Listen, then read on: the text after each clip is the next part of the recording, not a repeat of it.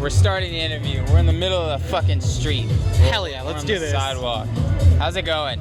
Doing good, man. Happy to be here. It's a Thursday night in Atlanta. We're literally on the street. We're so like on the street. Summer night feels good. Do you do this often on the weekends, weeknights? You know, I'm not gonna lie. Like, I played crazy like a couple times on Thursdays now, and it's been like a total vibe. Like, I feel like it's a good pregame. Like stepping into the weekend, like a good little pregame. For sure. Yeah. Have you ever gone too hard on a Wednesday or Thursday and it took you out for the rest of the weekend? I won't talk about it. Wow. But yes, Shit. to answer your question, yes, for sure. Like, you know, a few too many tequilas gets you going, and then, you know, before you know it, you're tired on a Friday and can't make it to the headliner. Can't make it to work either on Friday. You can't make it anywhere. That part, dude. Jeez Louise. Yeah. Wait, did we get your name? Did we get your stage name? I don't think so, no. Introduce yourself. Yo, what's up, y'all? I'm Jer, real name Jeremy Wing. Been doing this for a couple of years now, like a little over 5 years. For sure. Yeah. What got you into it? What was the start?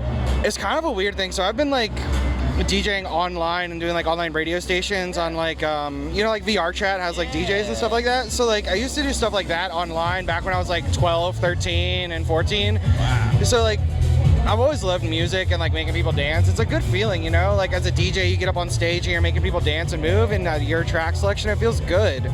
So like I did that for a while online, and I couldn't get on the mic because I was a kid. Yeah. And I got on the mic and they're like, who the hell is this kid spinning this music? And like it's like, nah, ain't it? So my dad was a DJ in the 1980s. Whoa. So that kind of like was my inspiration to like step into it. He was a DJ in Washington, D.C. for like college parties in the 80s, spun vinyl, like old school Michael Jackson, Prince, hip hop, all that stuff. And that's actually how my parents met, was in the nightlife of Washington, D.C. Oh, wow. So it was kind of cool. So that was kind of like my inspiration to step into it. And then I've always loved live music. And then, you know, 2019 rolled around. I had like a bad accident that kind of like changed the trajectory of my life. I was like, what am I doing? But it makes you think, you know, when like you have like trauma happen, it makes you think. And so like I did that. I had that happen, and I repivoted and was like, what am I doing with my life? So I was like, let's follow some dreams and make some dreams happen, right? Follow those dreams. Where are we? Follow the fucking dreams. Follow your dreams, y'all. Follow your Thursday. dreams. Chase your dreams. It's worth it. Wow. Wait, so how old are you now?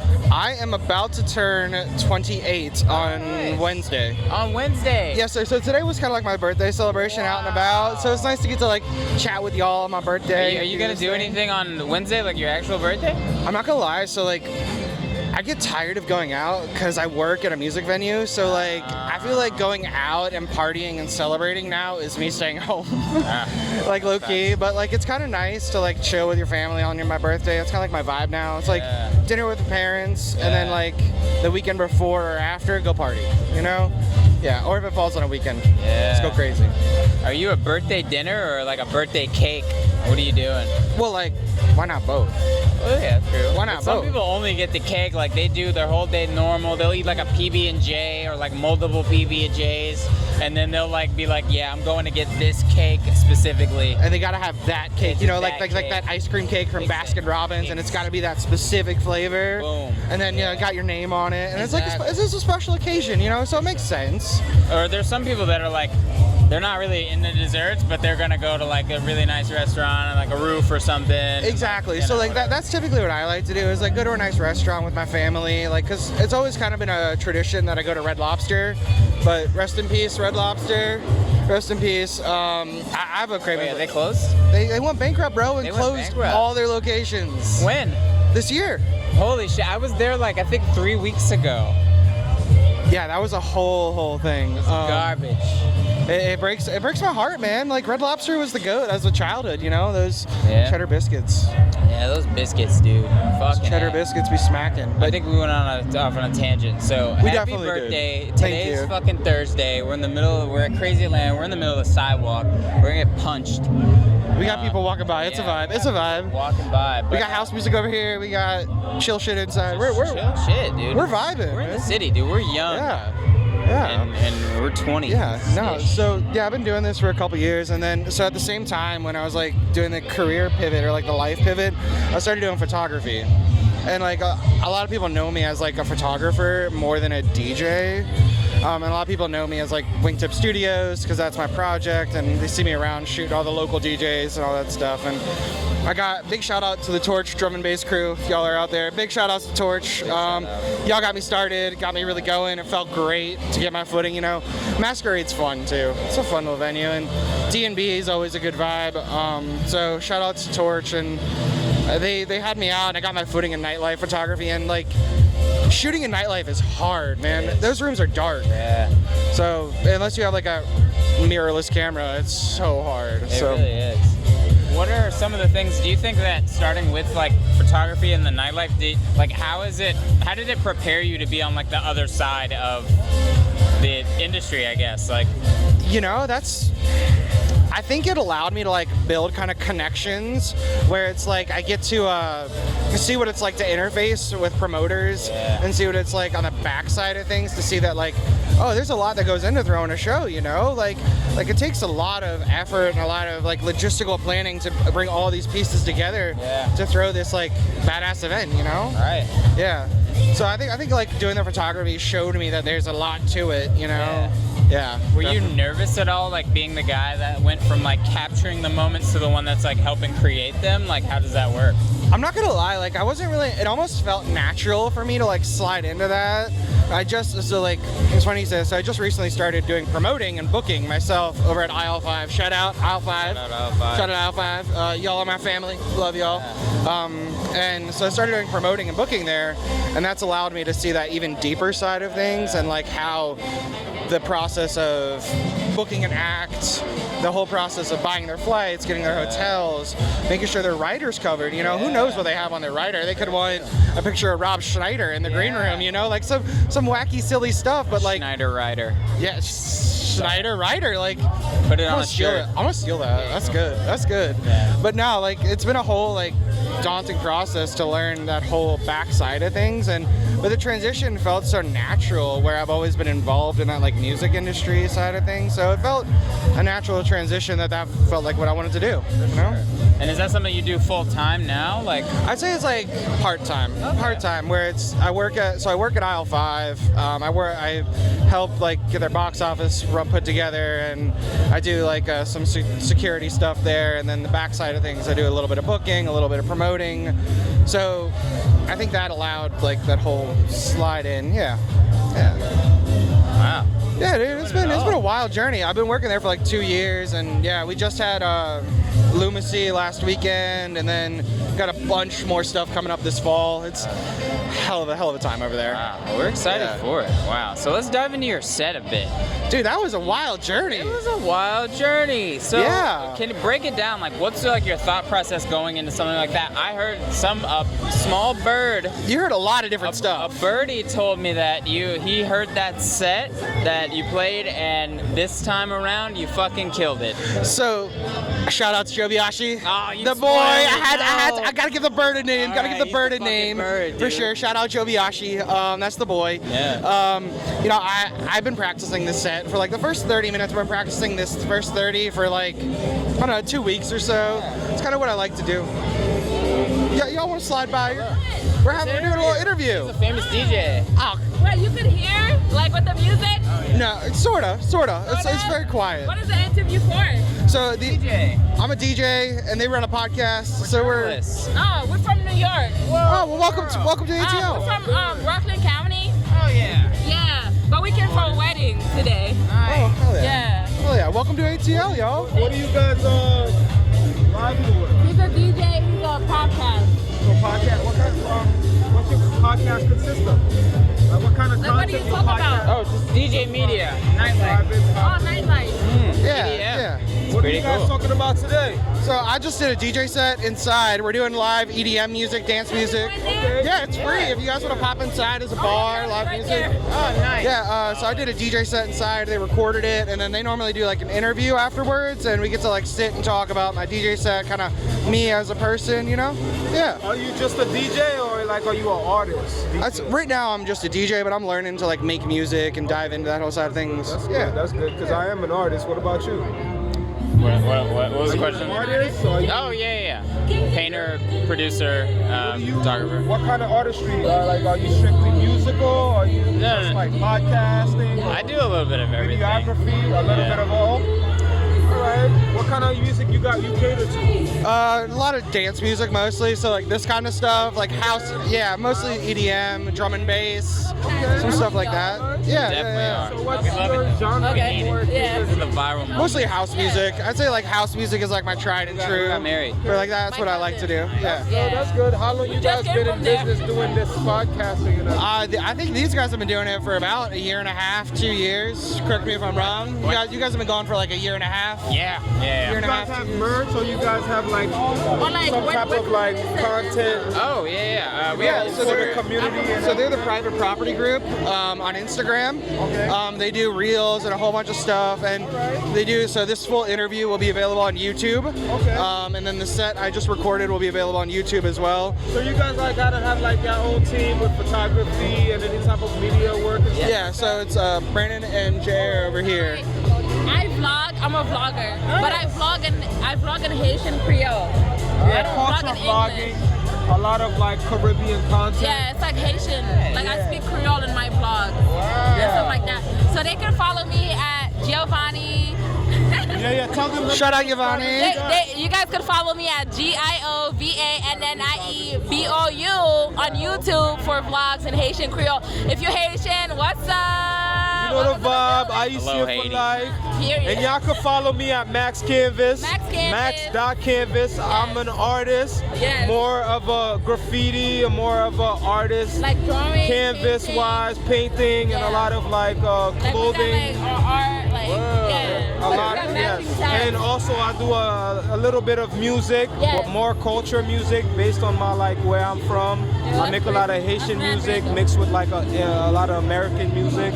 So where we're from, we call it like Kringlish. It's like Creole and English. So we mix the culture up a little bit so we could get a lot of like content, visuals from a different, diversities from American culture, Haitian culture, a lot of black ethnicity culture, so Caribbean wise. So that's why I was curious about what you guys are like I recording. do makeup So it's and great to stuff. like provide So that's that why I type of have this. content. I'm not like an art, like I don't draw, but I do makeup artist.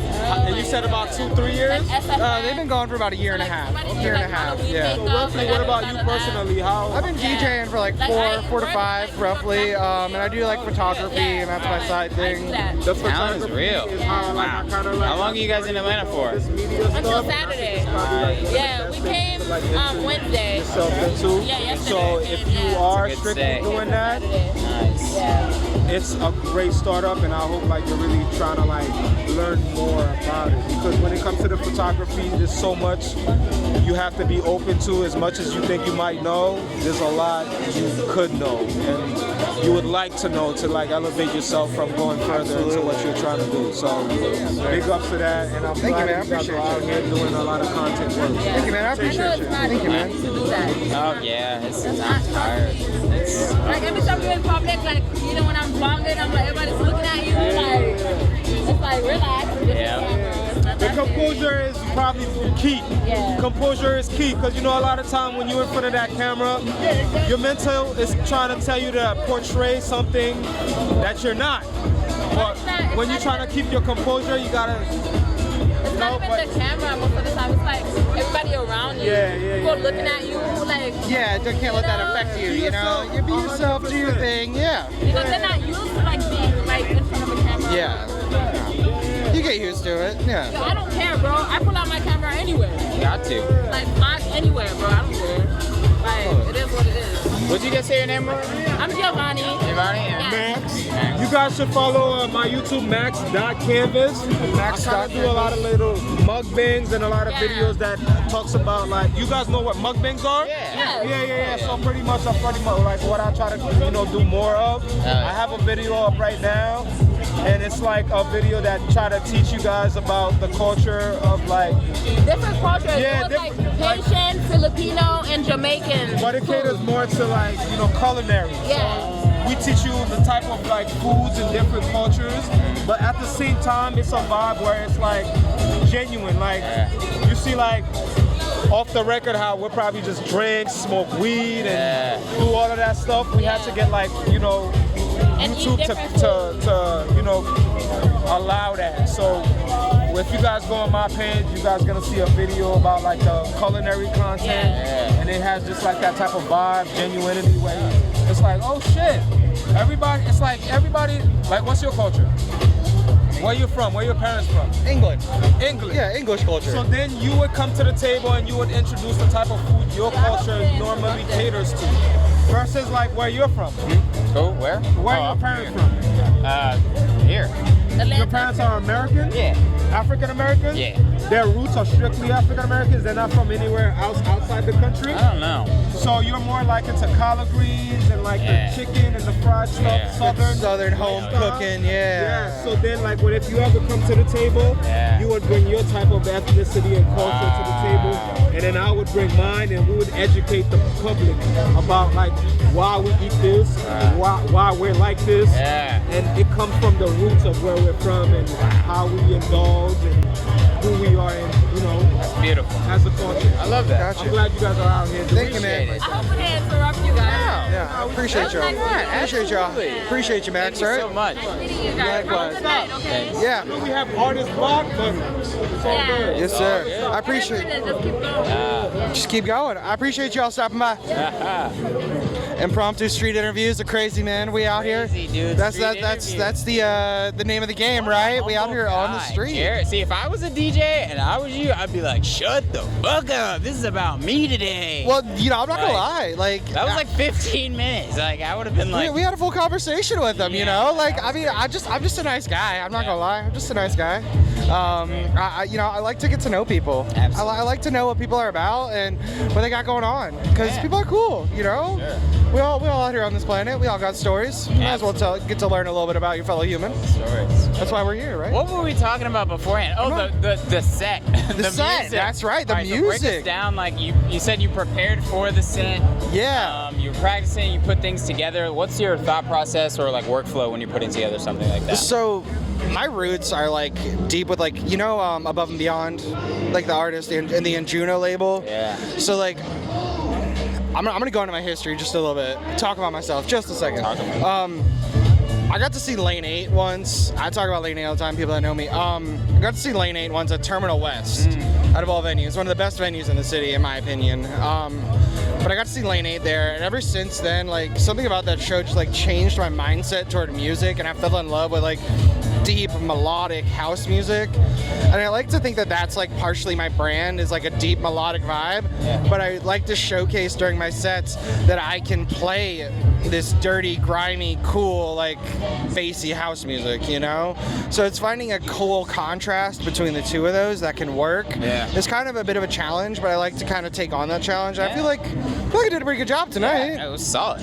Yeah, and I will say, like, I listen to a lot of different kind of electronic music. You know, I really like Odessa, and their whole record label with like Foreign Family Collective has some like really cool, deep melodic, cool stuff that not a lot of almost indie electronic. Like, so it's cool to like try and mix some of that into my sets and like keep the deep, heavy melodic sound with the bass, that rolling bass line, and then you know if I can change it up. And you know I got that D&B in there, and you know, as I was shooting for Torch, like I told you earlier, that was when I discovered drum and bass. I didn't know about D&B before that. Like maybe like Forza Horizon, I listened to Hospital Records, you know, like that's the best.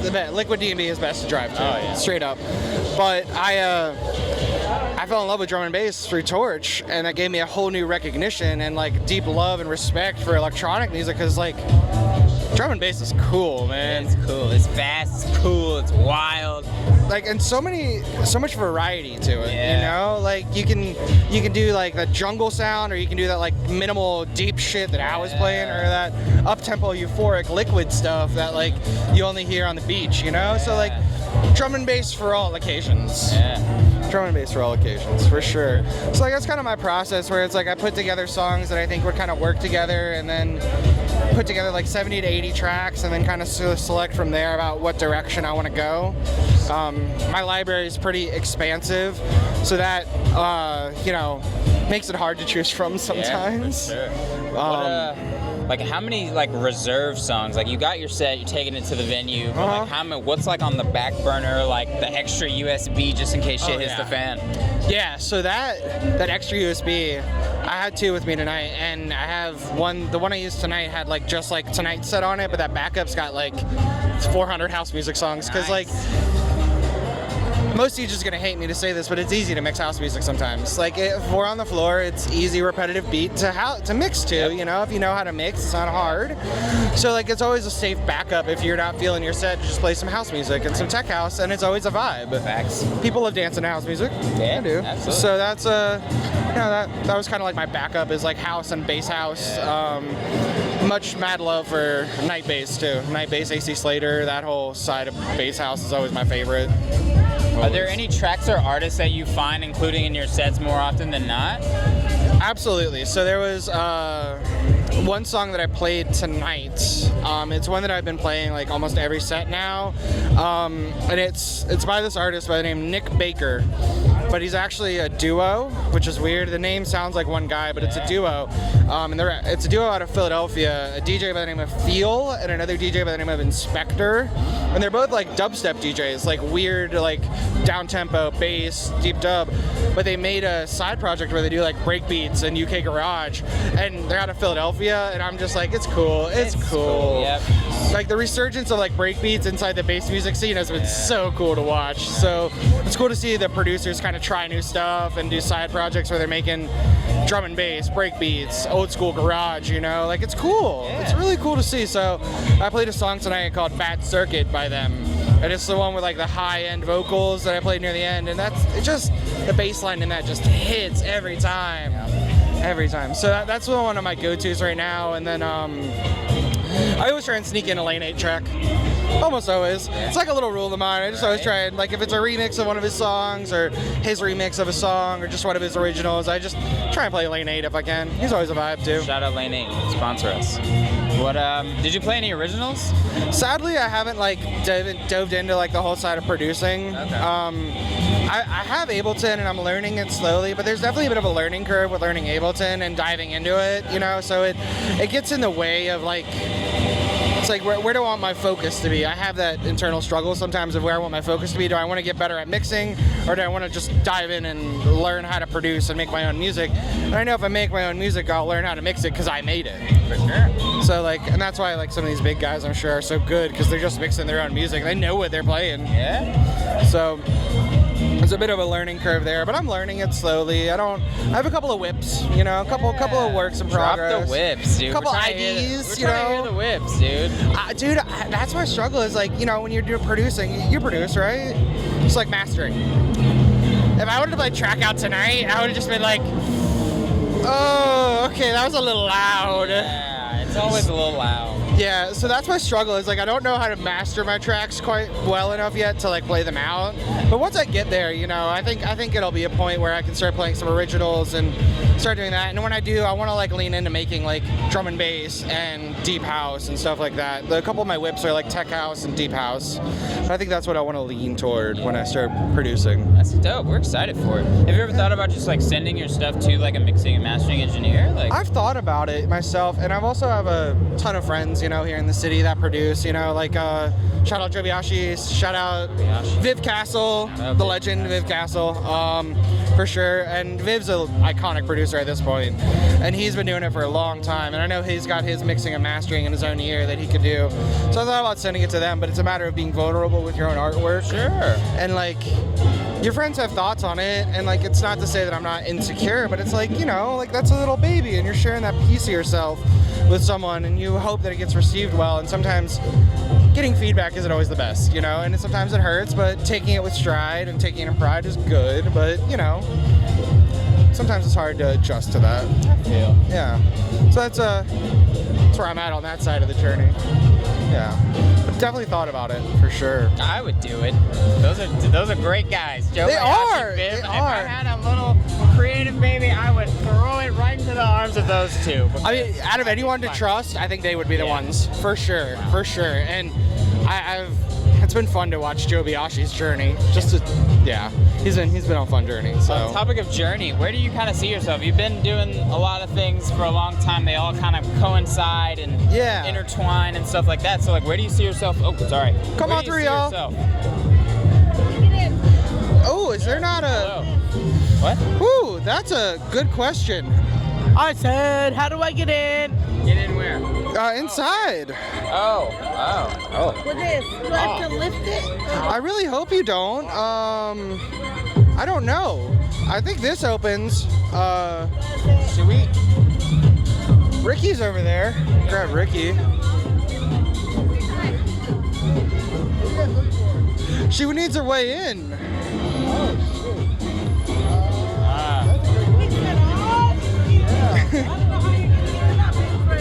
Ricky! Ricky! Oh, he's gonna get someone to help. No. Have you really? We're interviewing. He's a DJ. He just played. What are we doing? Oh, we're interviewing. We're doing an interview for a podcast. These guys.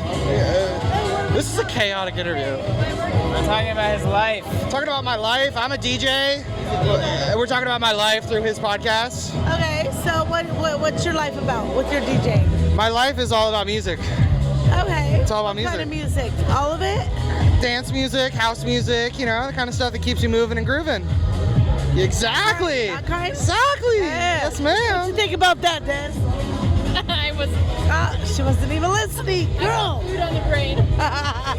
Yes, We're a little ma'am. hungry right now, but Yeah, this is my life, you know, doing this sort of stuff, you know, as much as I can. Yeah. Let me see if I can get you in there. I'm gonna All talk right. to the guy that's throwing the show. Hold All on right, one thanks. second. What did we expect with this street interview, man? I don't Like this know. is chaos. This We know Atlanta's crazy, so this is. just proves it, y'all. Like Atlanta is crazy. Place to be. It's popping. Yeah.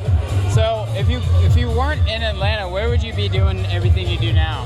What other cities or places in Dude, the world catch your eye? that's a tough one, honestly. I've gotten to experience nightlife in New York, Oh, nice. which is fun. Yeah. I got to go to the Brooklyn Mirage and got to see some of New York, and New York's fun. I've always wanted to go to Denver, man. Like Denver looks like fun. Yeah. Like they got a really good bass music scene, and they got a really good house music scene, and like, don't get me wrong, it's expensive to live there, as with anywhere these days though. So I mean, if I could find opportunities, I think Denver would be the ideal spot to go and do this thing. And you know, I think you had mentioned like the future. What does the future look like, you know, for me? And I think, you know, working in a music venue has allowed me to kind of see the trajectory kind of form in of itself, where I've been able to go to different shows, learn different stuff, and you know, eventually like maybe open my own music venue someday. Curate your own space. What would like you call throw it? your own shows. Jer's place? What would you call it? Gosh, that's hard, man. You know, Jer's Jams. Jer Bears. I think I'd call it either like Euphoria or like some kind of like quintessential like characteristically weird like single word, you know, like yeah, there's weird clubs in different places in Europe with like those obscure adjectives. Yeah. And I feel like that's like enticing to people to come. Like think about like the Eastern. You don't think that's a venue. Yeah. But like it's a good name for a venue. The Tabernacle. Yeah. Like you think of that stuff and like that's cool names for venues that you don't always think of. Porky's. Yeah, exactly. You seen that movie? Which one? Porky's. Porky's? Yeah. No. No.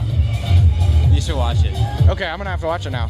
Okay. Shout out Porky's sponsor. Porky's. But no, yeah, like cool name for a venue or something like that. Start my own space, curate my own vibe, stuff like that, you know? I think that's where the goal is right now. That's what I'm working toward. Yeah. You know, 10, 15 years from now. For sure. Who are you taking along with you? Like, you obviously need a team for lofty goals like that. So it's like, how do you get that done? Gosh, I think that's something that you build along the way, right? Along that journey that you do it, you build your team along the way. You find those people that are gonna build you up and support you through that journey, and those are the people that you bring along, that you build up with you through that process of building that creative space, you know. But right now, obviously, you know, bring some people like Joe Biashi and some of my coworkers at Aisle 5, you know, they've had my back through thick and thin. I've learned a lot through some of them. Shout out Zeppelin, shout out, bro. You have my back. You are my brother. I love you, dude. So like people like that have your back, and people that'll not afraid to tell you like it is though, and also be like, hey dude, this ain't okay, but let's work better. Let's do better. Let's be better. You know, that's the dream, right? It's like people that aren't afraid to check you, but also be like telling you that you can do better. Yeah. And that you can be better, and seeing your potential, you know? Those are the people you want in your corner, you want along with you. People that have your potential and all that in mind. Yeah. Absolutely. Well, what do you got coming up next? I won't hold you here on this Thursday evening. No, you're good. Let's see. So coming up, you know, not a whole lot on the books for the JR project, but as far as like booking and stuff goes and promoting, that's kind of where my focus has gotten.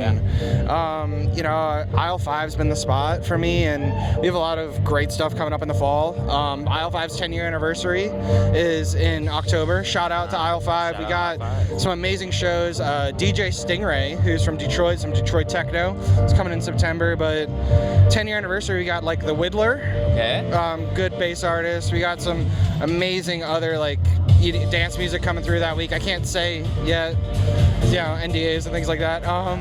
But yeah, like we got some really awesome stuff coming up at Aisle 5. You know, that's kind of where it's at. You know, that's what's in the immediate future, and you know, obviously a good amount of rest, relaxation, as needed. Yes, sir. Wow. Yeah. Well. Yeah. Thanks. We love you. Of course. I love you guys. Appreciate y'all coming out and doing this thing. This has been great. We're going to get you to sign this giant key. Giant key? I got the key to the city. Oh, wait. What's your favorite color? Well, funny enough, it's green. Nice. My favorite color is green, so it works out. You knew. He knew. He knew. See, sometimes when I run these by myself, I don't know. I just give them all three. Sign like, the you key. pick. I don't. Seriously. Oh, no, this needs to be huge. You got to get it big. Chair. Nice. In cursive. And that's how you know. That's how you know you're like probably like what, like 20, like mid to late 20s is the. You know how to do the cursive. Yeah. Because we were taught that, like little fucking communist kids. We were just lined up in giant rows of desks, just like practicing. In between the lines. Yep. Make sure you get your curves just right. You're tracing all those letters. No, I feel you. And then we would literally stand up and literally pledge to die for this place, and then go right back to cursive. Don't remind me of the brainwashing I received as a child. Reality. And then math, and then PE. They really like had us on that like strict routine schedule. They really did, dude. It was almost like disciplining and brainwashing. Yeah. It was almost like they wanted us to just like go buck wild as soon as we left the house. Kind of like it was. And then they blame us for being upset and causing problems. But you know, yeah. No, we fucking know. We're on to you. This is Jer. This is Jer. Giant key. We got to take some pictures, and then we're going to let you go.